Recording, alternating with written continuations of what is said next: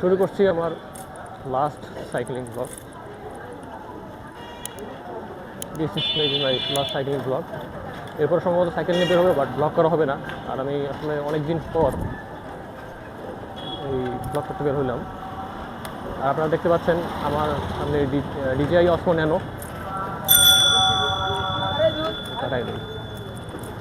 রাস্তাঘাট আজকে মোটামুটি ফাঁকা মনে হচ্ছে কিছুটা।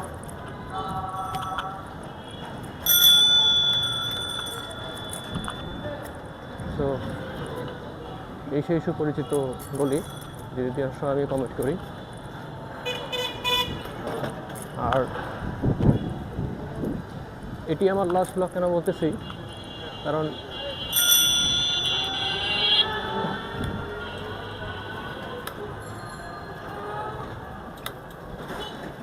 শান্তিবাগের গলি।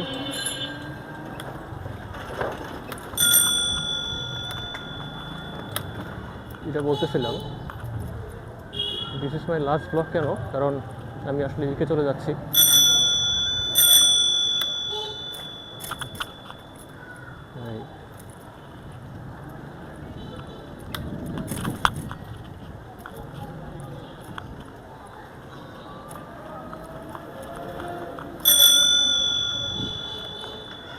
আমি আসলে এই মাসের 27 তারিখে চলে যাচ্ছি ইউকেতে।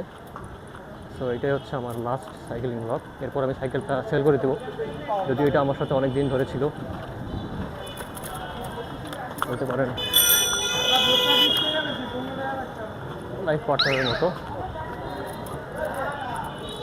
তো আমি এটাকে অনেক মিস করবো, যদিও নন গিয়ার সাইকেল। আর সাইকেল পরে আর কেনাও হয় নাই।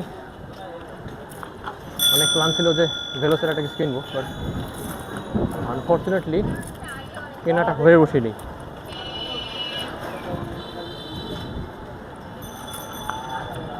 চিরপরিচিত সেই জায়গাটারে আমি যাবো। সাইকেলের আপডেট বলতে ব্রেক লাগাইছি শুধু 2টা নতুন ব্রেক। আর দেশের পরিস্থিতি খুব একটা ভালো এমনটাও না, আমাকে আসলে এটা একটু যাইতে হবে, করার নেই।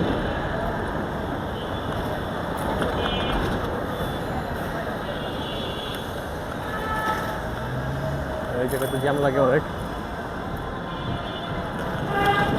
I'm not sure about the view, but it is what it is. Long সাইডে যেতে হচ্ছে, করার কিছু নেই।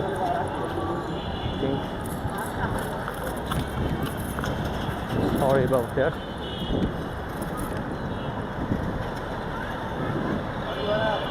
আর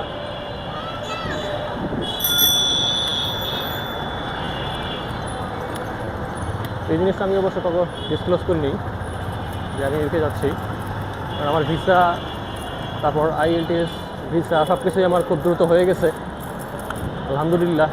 এই জন্য বিশেষ করে ভিসাটা আমার খুব তাড়াতাড়ি হয়ে গেছে।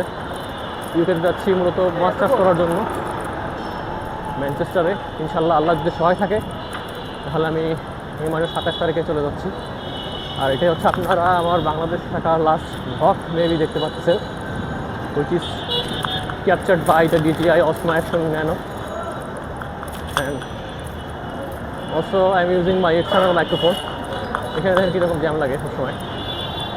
আমি প্ল্যান করতেছি যে আবুল হোটেলের দিক দিয়ে মধুবাগ যাবো, তারপর সেখান থেকে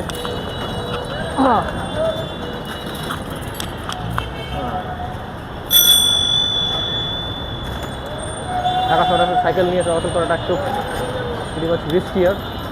জানি না ইউকেতে আসলে সাইকেল কিনতে পারবো কি না, জানি না ইউকেতে আসলে কদিন পর সাইকেল কিনতে পারবো, এটা অবশ্যই না। আচ্ছা, একটু নিরিবিলি পরিবেশে গিয়ে নিই। এটা হচ্ছে আবুল হোটেল। তো ইউকেতে যাওয়ার পুরো প্ল্যানটাই আসলে আমার অনেক হুট করে করা হয়েছে। হুট করে বলতে আজ থেকে 6 মাস আগে আমি জানতাম না যে আমি ইউকেতে যাবো কি না, অথবা আমি হায়ার স্টাডি করার জন্য আসলে ক্যাপাবল হবো কি না, আমি গ্রহণযোগ্য হবো কি না, এই সম্পর্কে আমার কোনো আইডিয়া ছিল না। বাট আমি IELTS দিয়ে দিচ্ছি, যদিও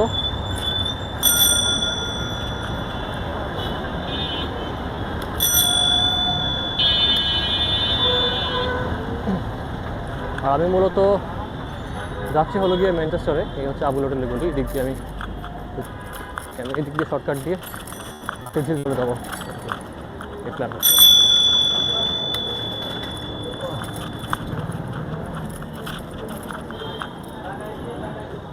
আমার ডেইলি কমিউটিং একটা রোড। সবসময় আমি টিউশনি যাই এই দিক দিয়ে, এখন আর কি মধুবাকে।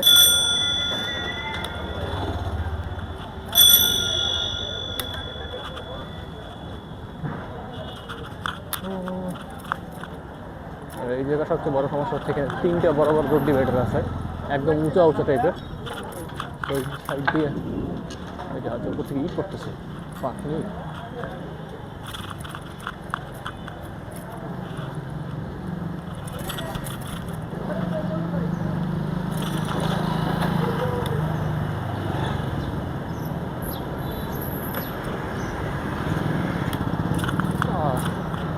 সমস্যা হচ্ছে সাইকেলটা আর কোনো কিছু আপডেট করা হয় নাই। আমার অনেক শখ ছিল যে একটা ভেলোসের বাইক কিনবো, বাট আসলে হয়ে ওঠে নাই। টাকা পয়সা হাতে আসছিল, কিন্তু পরে যখন দেখলাম যে আমার হায়াসের জন্য আমাকে প্ল্যান করতে হচ্ছে, সবাই আমি আর ফার্দার যাইনি ওইদিকে। বাট আমার খুব ইচ্ছা ছিল যেটা ভেলোসের বাইক কেনার। যদিও ভেলোসের যে অফিসিয়াল যে শোরুমটা আছে সেটাও বন্ধ হয়ে গেছে। আর এই রোডে আসলে কয়েকদিন ধরে আমাকে ভিডিও করা হয় না, ব্লগ করা হয় না। যার সাথে রাইড দিতাম অর্ণব সরকার, ওকে অনেক মিস করি আমি, অর্ণবকে অনেক মিস করি। যদিও কিছু ফ্যামিলি করার কারণে আসলে আনফর্চুনেটলি ওর সাথে আমার কমিউনিকেশনটা অফ হয়ে গেছে, but I still miss him. Is a very good guy.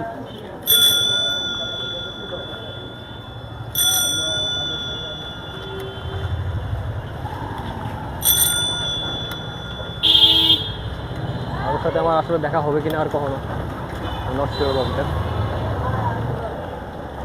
But I miss him. After all, he is a pro cyclist.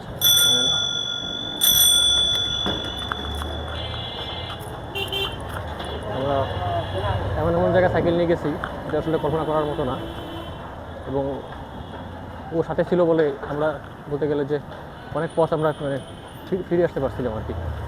যে এক সময় স্যার এখন ডান দিকে ঢুকবো, শর্টকাট অ্যান্ড জাস্ট হিয়ার এই শিপলাবনগুলো থেকে সাবধান থাকা লাগে। হুটহাট কোন দিকে সাইকেল নিয়ে টান দেয় ঠিক নাই। সো এই যে এই বাড়িটাতেই আমি টিউশন করাই।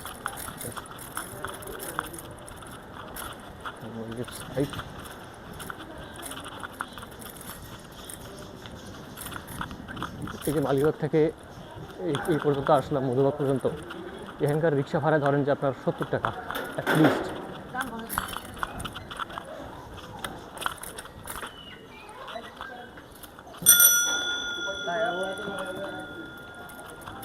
সাইকেল থাকলে এটা একটা সুবিধা যে আপনাদের রিক্সা ভাড়াটা আপনাদের লাগতেছে না একদমই।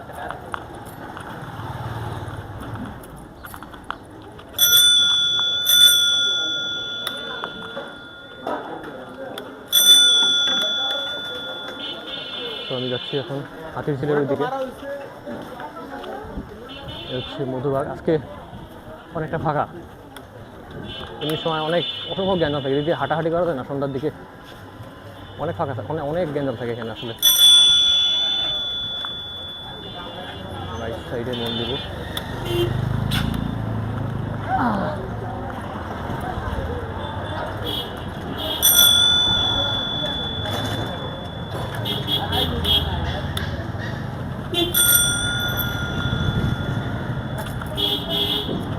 সাইকেলটা আসলে রিপেয়ার তেমন একটা করা হয়নি, কারণ যেহেতু নন গিয়ার সাইকেল, তার মানে মেনটেন্যান্স কম। তারপরও আমার একবার ক্র্যাঙ্ক সেট ইয়ে হয়ে গেছিলো, আমার যে বিবি সেটটা আছে ওটা খুলে যায় মাঝে মধ্যে। কারণ কি আমার গিয়ার রেশিওটা অনেক বেশি করে, মানে কারণ আমার গিয়ার রেশিওটা বেশি, এই জন্য আসলে ক্র্যাঙ্কের উপর চাপ পড়ে অনেক। ক্র্যাঙ্ক এবং ক্র্যাঙ্কের উপর চাপ পড়লে যেটা হয়, সম্ভবত এটা আপনার বিবি সেটের উপরও চাপ পড়ে। আচ্ছা, this is my favorite boat.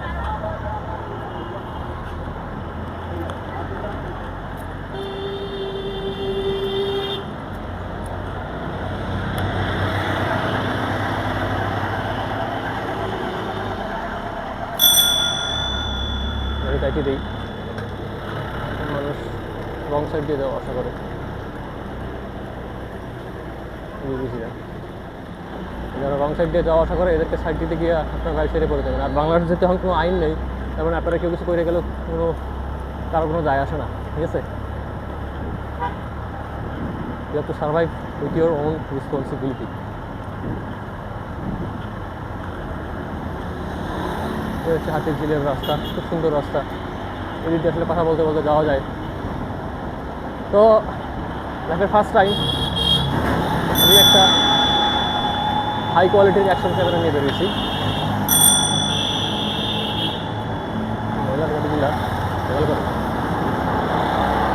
একটা স্পিড কম, তারপরে কথার মধ্যে বাতাস সৃষ্টি করে।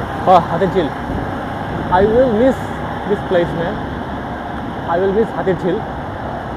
আমি যদি ইউকেতে চলে যাই আল্লাহ দিলে, এই জায়গাটার প্রতি আমার মন আসলে অনেক আকুপাকু করবে। কারণ এখানে আসলে না মনটা মানে চেঞ্জ, মানে আলাদা একটা সুখের ভাইব পাওয়া যায়। এই যখন আর এক বান্দা রং সাইডে আসতেছে, পোলাপানগুলোরে কী করতে ইচ্ছা করে।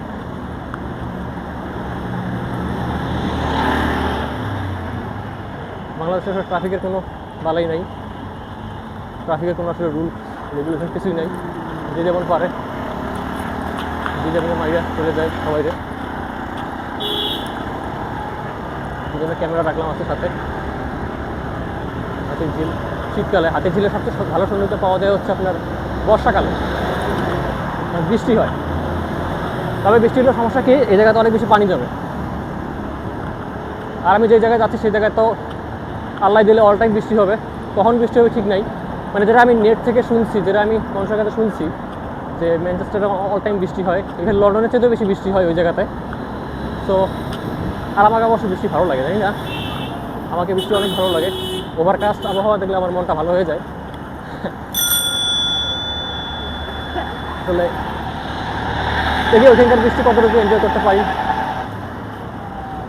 সাউন্ড কি রেকর্ড হইতেছে ঠিক না তো? ইনশাআল্লাহ। আমি চাইছিলাম যে একটা DJI মাইক কিনতে। DJI যে মিনি মাইকগুলো আছে, পরে দেখি কিন্তু দাম অনেক বেশি, 12,000। আর এই ক্যামেরার দাম পড়ছে আমার প্রায় 38,000 টাকার মতো, কারণ এর সাথে এর স্টোরেজটা একটু বেশি। এমনিতে যে রেগুলার যেটা আছে, রেগুলার ভ্যারিয়েন্ট যেটা আছে কম স্টোরেজ যুক্ত, জাস্ট 64 GB মেবি, এটা সম্ভবত আপনারা 33,000 টাকায় পাবেন। বাট দিস পিস এইটা আপনাদেরকে প্রায় 38,999, মানে প্রায় অলমোস্ট 39,000 টাকা খরচ করতে হবে এটা পেতে হলে। স্টারটেক থেকে নিয়েছি, ওয়ারেন্টি আছে জানি না, ওয়ারেন্টি আসলে আমি ফরেন প্লেসে গেলে ক্লেম করতে পারবো কি না। আর এই জায়গাটা অনেক সুন্দর, মানে নিরিবিলি একটা ভাইব দেয়। ওই জায়গাতে ট্রাফিকের পরিমাণ কম থাকে, কিন্তু সামনে হচ্ছে মগবাজার চৌরাস্তা, এই জন্য রেলগেটের ওই দিকে আর কি, মগবাজার রেলগেট সামনে। তো এখানে একটা গ্যাঞ্জাম থাকে, ট্রেন যাওয়া আসা করলে সিগন্যাল পড়ে আর কি। সো আমি যদিও শিওর না যে আসলে আমার অডিও কোয়ালিটিটা কীরকমভাবে মানে এখানে মার্চ হবে, মানে কীভাবে অডিও কোয়ালিটি কীরকম করে আসবে। কারণ রেগুলারলি আমি যেটা করি নর্মালি যে ভয়েস ওভার দিই, কিন্তু ভয়েস ওভার দিলে আসলে ওই মজাটা থাকে না, যেটা হচ্ছে রিয়েল টাইম কথা বলতে বলতে থাকে আপনি। তো আমি চেষ্টা করলাম যে দেখি এই হ্যাবিটটা বিল্ড করি, যে রিয়েল টাইম জাস্ট আমি বলে দেবো। এটা হয় কি, আপনার টাইম বাঁচতেছে, যে অনর্থক বাসায় গিয়ে যে ভয়েস ওভার দিয়ে একটা টাইম ওয়েস্ট হয়, এটা হচ্ছে না। আর আপনি জাস্ট বাসায় গিয়েই আপনি জাস্ট একবারে পুরো রেকর্ডিংটা পেয়ে যাচ্ছে।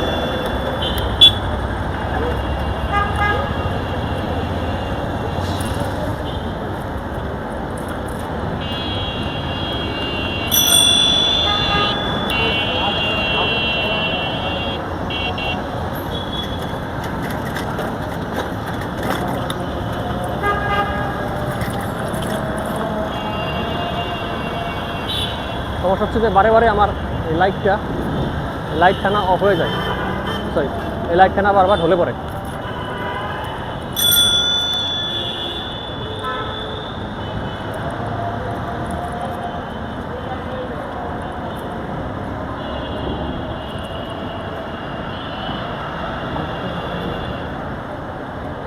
রাস্তাঘাট মোটামুটি ফাঁকাই আছে, ফাঁকা রাস্তাঘাট দেখলেই ভালো লাগে, সাইকেল চালালে মজা পাওয়া যায়।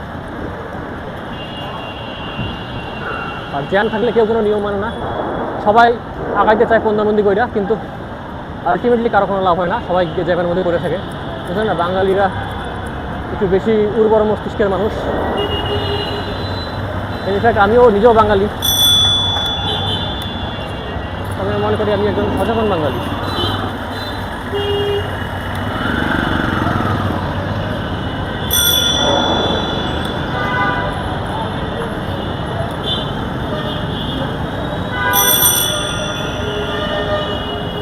কোন দিকে ঢুকে রে ভাই, কোন দিকে ঢুকে কারো কোনো ঠিক নাই, কোন রোড আর যায় কোন দিকে মানুষ, হালা কোন দিকে যায়, গালি 24 ঘন্টা গালি, রাস্তাঘাটে বের হলেই আপনার মাথা হয়ে যাবে গরম, পুরা hit.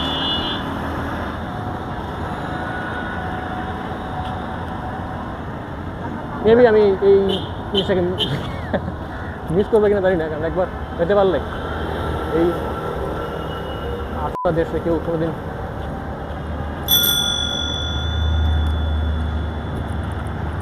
wow the fucking empty road. Yes,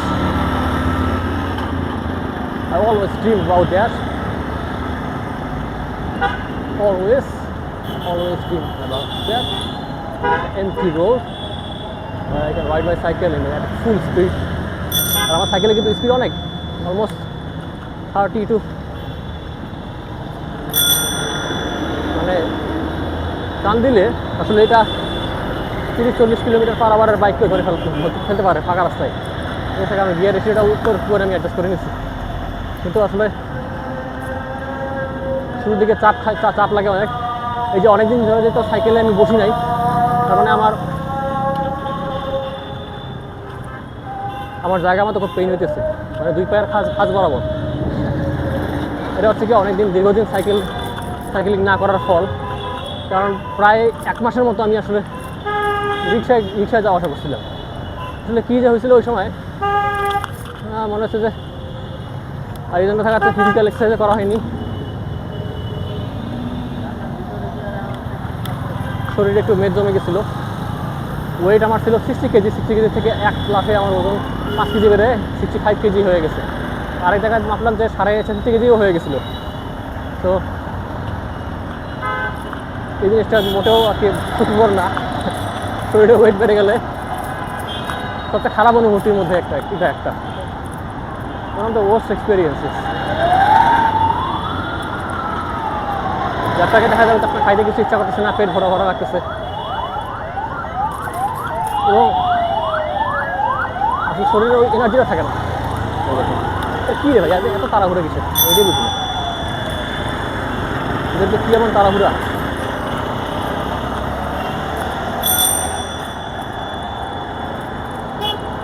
আমার সাইকেলে আজকে সম্ভবত হয়েছে আমার সাইকেল লাস্ট ব্লগ, এরপরে আমি সাইকেলটা আমার এই ভালোবাসাটাকে আমি সেল করে দেবো। এর সাথে আমার অনেক সুন্দর একটা হিস্টোরি আছে, অনেক ভালো একটা কেমিস্ট্রি আছে এই সাইকেলের সাথে। এখন ইউকেতে গেলে আমি আসলে কি সাইকেল কিনবো এটার ব্যাপারে আমি জানি না, এখানে সাইকেলের প্রাইস কীরকম সেই ব্যাপারে আমাকে খোঁজখবর নিতে হবে। মেবি গিয়ারওয়ালা সাইকেল নিব, আর ওখানে সাইকেল চালায় আসলে অনেক মজা পাওয়া যাবে, কারণ there exists cycle lanes in UK, so there will be a much smoother experience, and সেখানে সাইকেল চালায় আসলে মজাটা পাবেন আপনি। তো সেখানে সাইকেল অথবা যে কোনো মিডিয়াম অফ ট্রান্সপোর্টেশন এটা লাগেই, কারণ এখানে মানুষ অনেক দূর থেকে কমিউট করে আসলে কাজ করতে আসে। যদিও আমার আলটিমেট প্ল্যান গাড়ি কেনা, বাট এখন হচ্ছে হাত আমার একেবারে শূন্য। বলে না যে আদার আদার ব্যাপারে জাহাজের খবর নয়, আমার অবস্থা হয়েছে অনেকটা এরকম আদার ব্যাপারের মতো। আমি খালি মানে এখানে টাকা পয়সা কিছু নাই, কিন্তু স্বপ্ন আমার অনেক বড় বড়। ইজ ভ্যালি রোড আমার অন্যতম ভালোবাসার একটা জায়গা। এখানে মূলত খাইতে আসি সময়।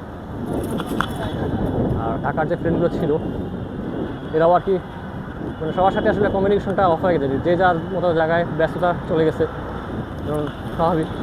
কিন্তু আমি কিছু করি না, যাচ্ছি দেশে। আসলে আমার কোনো হোপ নাই, সো চলে যাচ্ছি দেশে। তার আগেই এই জিনিসটা করলাম আর কি। এই ব্লগটা শেষ, সাইক্লিং ব্লগ আমার। Miss my country, I don't know আমি আসলে মিস করবো কিনা, তবে টু বি অনেস্টলি স্পিকিং। আচ্ছা, এখানে একটা ব্যাপার যে আমি যে আইএলটিএস এক্সামটা দিচ্ছি সেটা হচ্ছে এই যে এই পাই একাডেমি থেকে দিচ্ছি। জাস্ট এই যে এখানে যে বিল্ডিংটা দেখতেছেন পাই একাডেমি, আইএলটিএস আইএলটিএস এখান থেকে দিচ্ছি। এবং প্রথমে আমি আসলে অনেক বেশি কনফিউজ ছিলাম যে আসলে এখান থেকে যাওয়াটা উচিত হবে কিনা। আসলাম যে লুমিনেস থেকে দিব, পরে দেখি যে না, ব্রিটিশ কাউন্সিলে দুইজন মানে ইন্টারভিউয়ার আছে যারা অনেক স্পিকিংয়ে অনেক কম মার্ক দেয়। তো ওই ভয়ে আমি আসলে আইডিবিতে রেশন করছি, কারণ সব কিছু জেনে বুঝেছি। ভাবছিলাম যে আইডিবিতে আসলে সব কিছু জেনে বুঝেই খোঁজ নিয়ে আমি আসলে এখানে অ্যাপ্লাই করছি। আর এটা আমার বাড়ি থেকে অনেক কাছে, এটা আমার বাসা থেকে অনেক কাছে।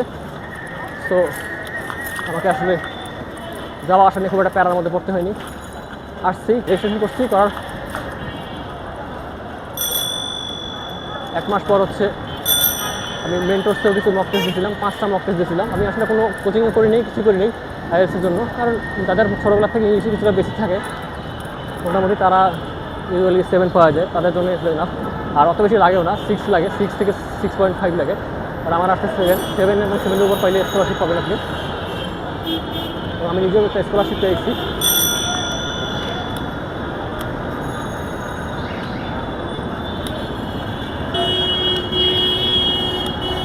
যাবো হচ্ছে এদিক দিয়ে।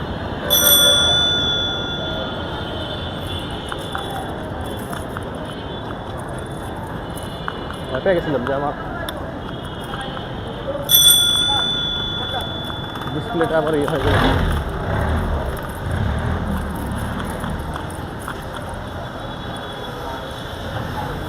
হচ্ছে আমার চেনা পরিচিত রোড, দেখি কী করা যায়।